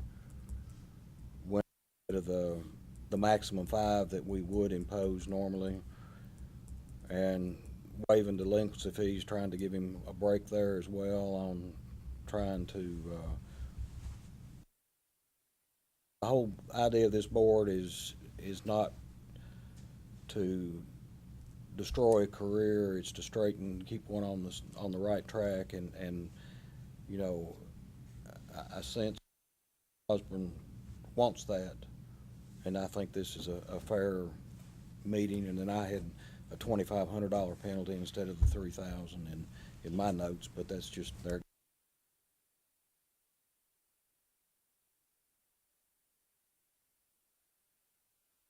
Let me rehash the items that have been discussed so far. All CPE requirements from 09 through 12 be caught up and be in compliance with our requirements. That Mr. Osborne be eligible for reapplication of license July 2014. Will waive all penalties associated with the late filing fees, and then the penalty of the violations be either 2,000 or 2,500. I have both of those on the table right now. Your Honor, may I ask that you inquire of the board, or should I ask them directly? Go ahead. Just a little bit of request for clarity, stating that Mr. Osborne would be eligible to reapply in July of 14 under whatever you're working on. I was unclear as to whether that means that there would be a revocation or suspension in place until then, or that he would be on probation until July of 2014, because it's an entirely different. Let me ask you a question. Excuse me, Mr. Chairman. What is the status of his license as we sit here today? Forget the order from last summer. It's expired. Laying aside the board's 2012. Yeah, forget that. Okay.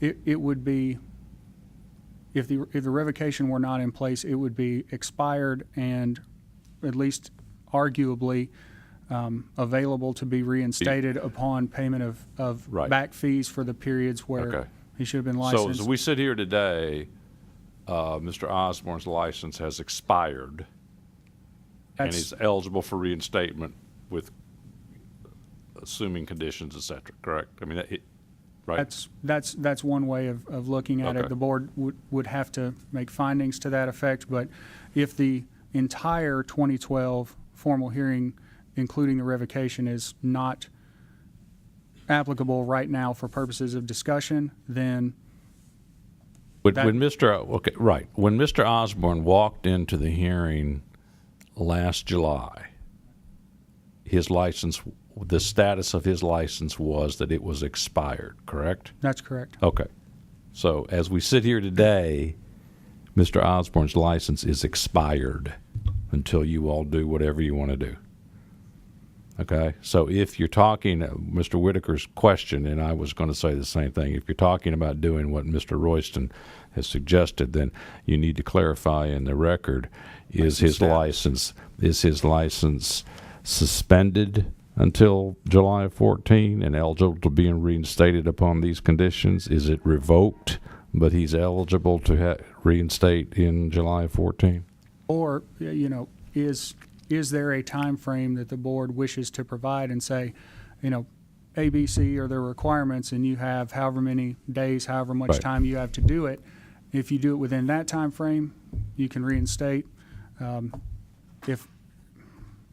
just go that way. There are several different ways the board can go if it so chooses. But we don't have the power to put a probationary period. Is that correct? Yes, you do. We do. We do? Okay. Yes, But- but if you put him on probation, then his license would be reinstated. That would You presume. can't, you can't put an expired license on probation. You'd have to Unless he reinstate the reinstated. license and place Okay. him on probation. Okay. I have a question, sir. clarification. The process for reinstating an expired license is to reapply, fill out, complete all the CPE, and pay all past fees, correct? That's the vast majority of it, yes. And then the board, I guess the board would approve that, and then you've basically you've created an active license then, is that correct? On completion of all reinstatement requirements, absent what's going on here, generally speaking, a license would then be reinstated into active, good standing status. But that's, again, one of but many options the board has, and it can do as it will, consistent with the law and rules. Thank you.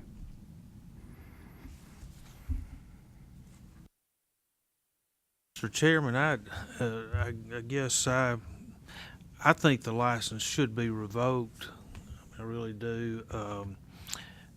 But I also think that it should be eligible for reinstatement as soon as Mr. Osborne meets whatever conditions we put out there for him. And you know, I think CPE is part of that. I guess my thought would be, I think he needs to pay past dues that haven't been paid. I think in the way of leniency that we could make a decision to ignore any penalties that might be part of that process, but just simply pay the dues that should have been paid in the first place. Mr. Stewart, I'm sorry to interrupt, but if I can address Judge Stovall. I'm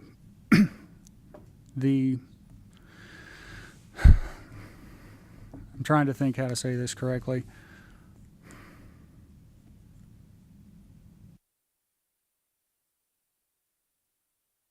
I don't believe, based on what Judge Stovall said, if his line of reasoning is to be consistent, that if Mr. Osborne's license is expired, that the board could technically revoke it. However, it is within the board's power under the Accountancy Act to refuse to renew. So I think in theory, if the board is going to do something like that, they could say, well, we refuse to renew Mr. Osborne's license until such requirements are met. I'm just trying to. Actually, Mr. Whitaker, the case law is that you can revoke a license that has expired or lapsed. Okay.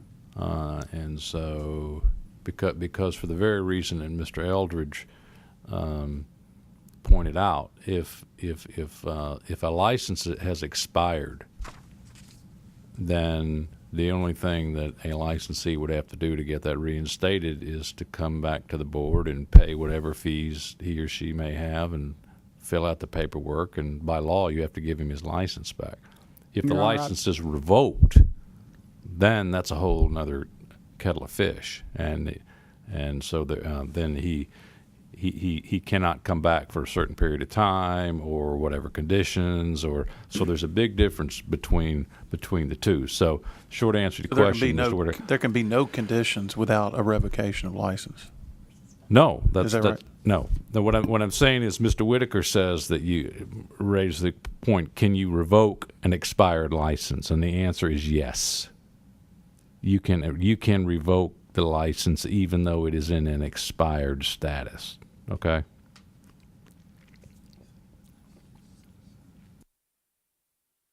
But you can put whatever conditions you want to on reinstatement of the revoked license. I guess to continue my thoughts, I believe that Mr. Osborne needs to decide if he wants to be reinstated, and he does, let's make it quick and easy for him as we can. But I do believe he needs to pay past renewal fees, and if there's some way we could set this penalty at $3,000, but give him credit for any renewal fees that are paid against that, or I don't know how we word that or phrase it, but the extent he catches his past licensing fees up, then we credit those against the $3,000 then would be less any outstanding fees. Yeah. It would be a total Of penalty, $3,000. inclusive of reinstatement fees for past due licensing periods. And that we'd make that process as quickly as he decides he wants to do it and can meet those requirements. And we need to, it's just my thoughts, Mr. Chairman, and we can start talking about specific CPE and whatever if you want to go that route. Do I have any recommendations on CPE requirements or just ordinary course? Chairman, I would recommend that he certainly be expected to brought his CPE up to date. Right. Any specific type of CPE? No specific, just the standard 40 and no punitive. As long as he complied with state law. Got it. Okay.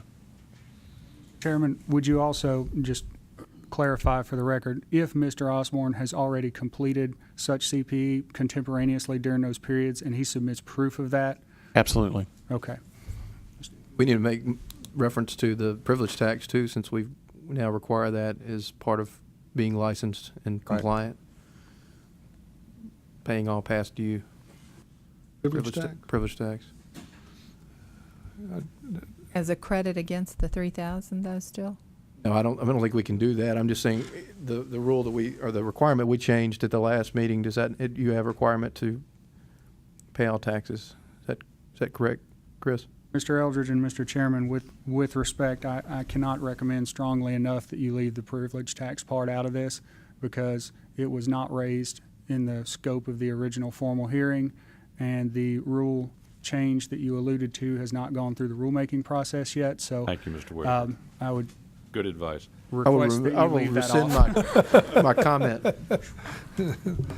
Forget I said that. All right. We've got some pretty good items on here. Does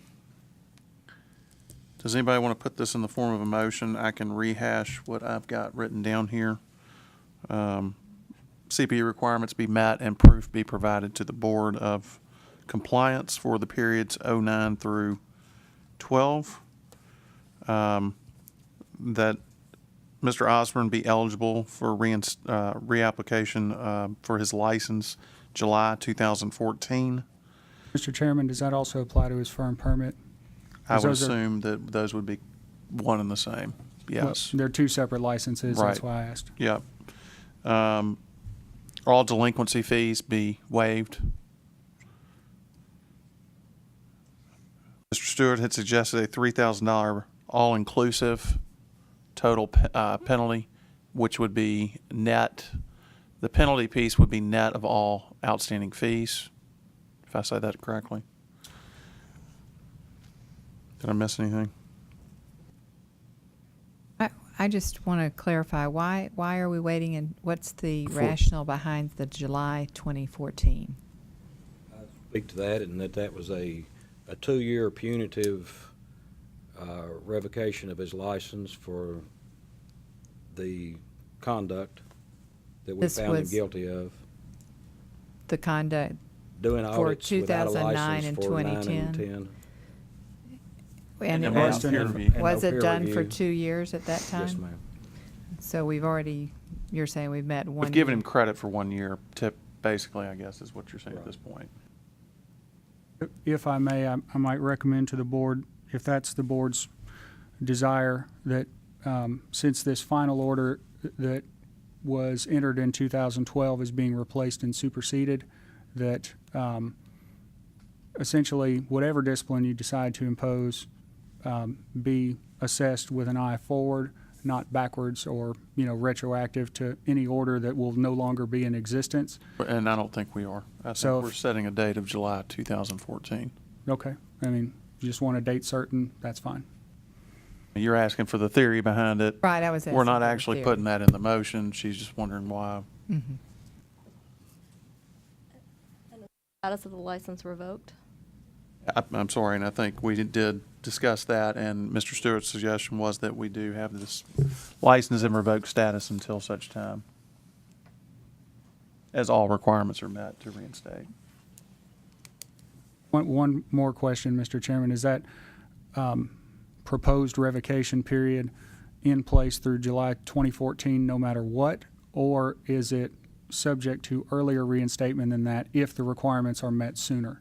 I don't want to speak for my fellow board members, but my understanding from the conversation was that that was a requirement to go to reinstatement, was to wait until July 14. Did I say that right, Mr. Royston? That was my Original discussion and pronouncement. original premise and intent. We haven't voted on any of these yet, so we're just hashing it out. I only want to bring reference to something I read, and it did kind of hit me. It says, this was in the court proceedings from August. But for the mistake, it might be that the plaintiff would have been willing to apply to renew his license in 2009 and 2010.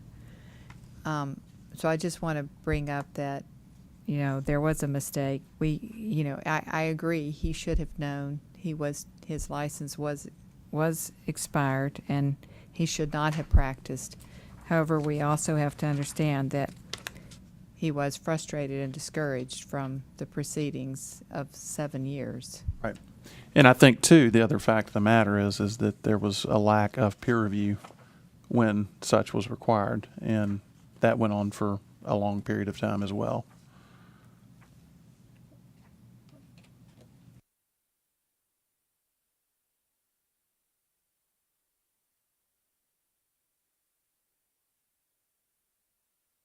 Conflicting that he gave every conflicting testimony about believing that he had a valid license in 2009. He said he knew he did not.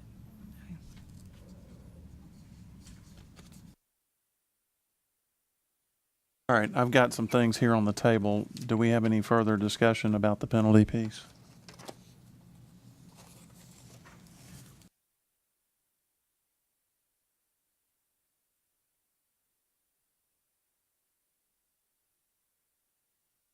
With that, I will entertain any motions that might be out there regarding the penalty piece. Mr. Chairman, could I ask one question? Okay. If Mr. Osborne makes a payment of $3,000 based on our discussion of $3,000, then that would include all fees. That would So- correct. That would, in other words, the most he would pay out of pocket would be $3,000. Any fees that are owed to the state or to our board, for example, would reduce. I mean, he would get credit in that $3,000 for that, so that the penalty would only encompass the $3,000 minus the fees that are owed. The penalty piece would be the net remainder. Right, right. Okay, that's what I thought.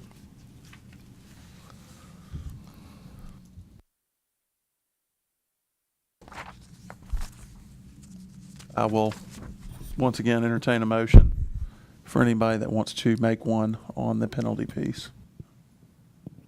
Mr. Chairman, just one more piece, and I apologize for continuing to interrupt, but one of the things the Chancellor mentioned in her order was part of the reason for this remand was because she couldn't untie the knot, for lack of a better word, because the board did not specify the applicability of each piece of discipline. Point of So, order, sir. Are we reopening this? If so, I've got some more that I'd like to put in. just a respectful suggestion that at least for the civil penalty piece, that the board attach that to the violations which it may find to be upheld. So Clarify which tying the civil penalty to a violation. So the amount of each civil penalty as it pertains to each violation. So if your total is $3,000 inclusive of fees, as you discussed before, you need to say it's the $1,000 for each one, just so that it's clear for the record. I object, Your Honor. In your initial remarks, you said that she did not make such a determination, and now to put that in at the end as a requirement would be doubly prejudicial. In your initial remarks, you said that she did not find specific penalties to specific true, but Yes. it's incumbent upon this board to be clear and specifically what sanction is.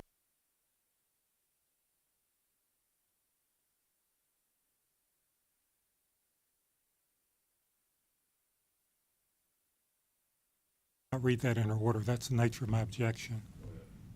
Also, for clarification purposes, and just so I'm straight in my mind,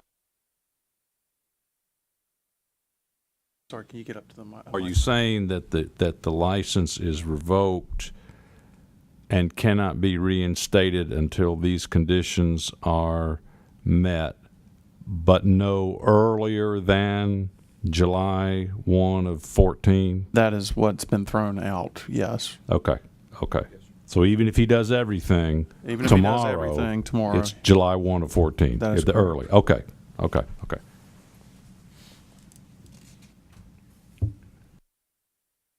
Wants to bundle this up.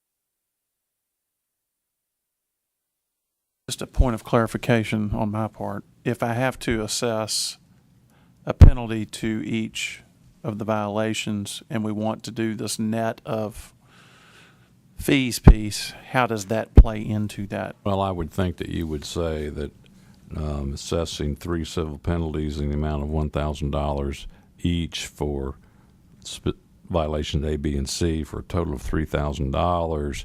However, that $3,000 would be reduced by the Also- aggregate $3,000 would be reduced by any payment of any late fees, et cetera. Okay.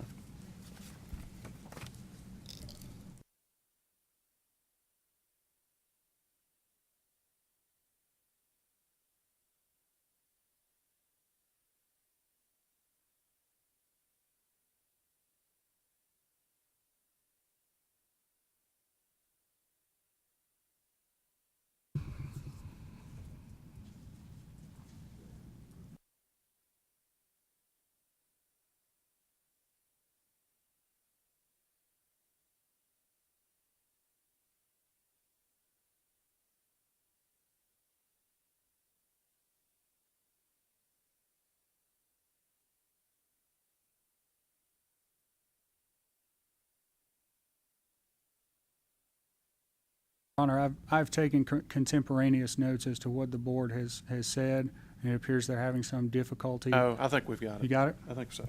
Okay. Up to the current date.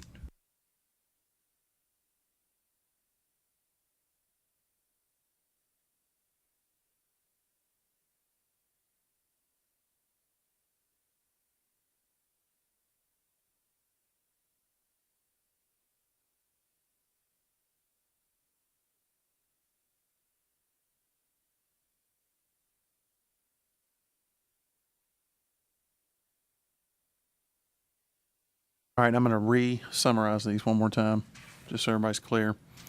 The first item would be that there would be a $1,000 penalty for each of the three items noted in the findings of fact. That the aggregate be reduced to the extent that fees are outstanding, so that the penalty would be net in that process. Reinstatement not possible till July 1, 2014. That would be individual as well as firm. All CPE requirements that we require must be updated through 2012. That would be 2009 through 2012, I believe, and submitted to the board as evidence that such requirements have been met, and that all delinquent fees be waived in this process. Do I have any discussion on those four items? The delinquent fees, Any of the penalties. fees, any of the penalties, Penalties. right, reinstatement penalties are waived. yeah. The only other thing, Mr. Chairman, we might put in there that is if he does attestation work, that he comply in the future with the peer review, since that was part of the finding. Not to say that he would necessarily going to do attestation work, but if he chooses to register and comply. Already covered by rules and law. I mean, if he's reinstated, that's part. Good point, it may be. You may be exactly right. This would be for firm and individual licenses. That is correct. Mr. Chairman, Mr. Osborne was already required by rules to be in compliant with peer review, and he chose not to be. Seems like that we need to get him to take a step forward and do something else here, in some kind of consent or agreement or something to indicate his willingness to comply. Questions? Is it part of any settlement that we have with individuals that they sign an agreement to comply? Is there language in it's our? it's part of your if he's not in compliance with all of your conditions, he wouldn't get his license reinstated. Right. And then theoretically, are you talking about additional requirement after reinstatement?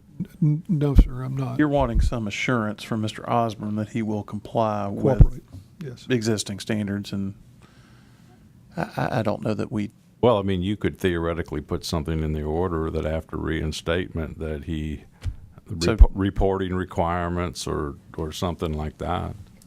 We require him to have to have completed a peer review by. Problem is, I don't know what they're going to review. Oh, you're right. Thanks. Well, that's what I was struggling with, is there's nothing to review at this point. So, And that also presumes that he would be doing a test work, and we don't know that at this point, but in all likelihood, if that were the election, then, and he had gotten his firm permit reinstated, then the same 3-year requirement that applies to everybody else, he would have to get it within 3 years of that reinstatement date in order to be in compliance.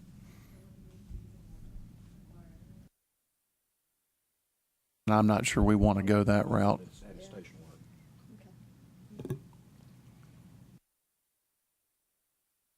You're good. Okay. All right. Can somebody make a motion to this effect?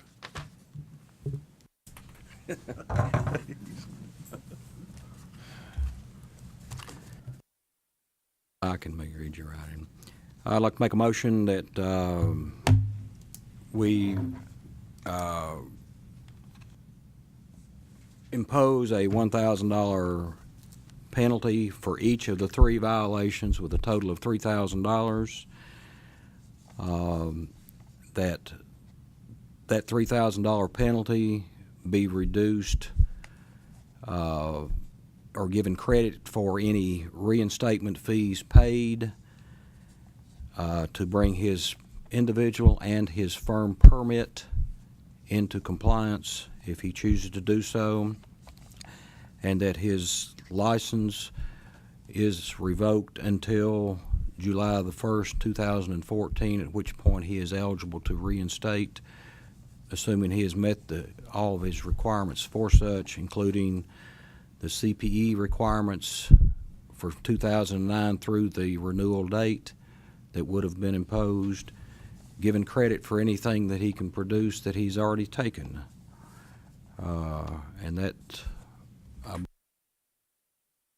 And waiving all the delinquent fees that might otherwise be imposed.